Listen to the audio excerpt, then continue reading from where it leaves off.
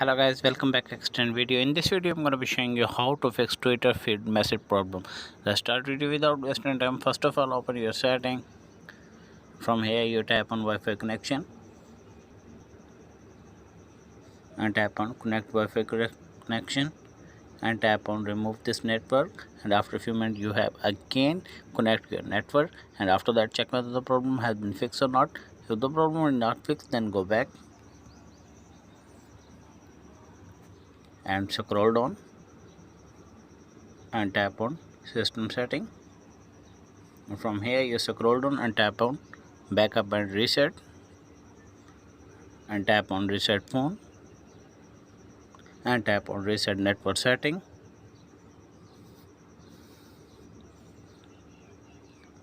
After reset network setting, check whether the problem has been fixed or not. If the problem is not fixed, then go back your home screen and open your Play Store,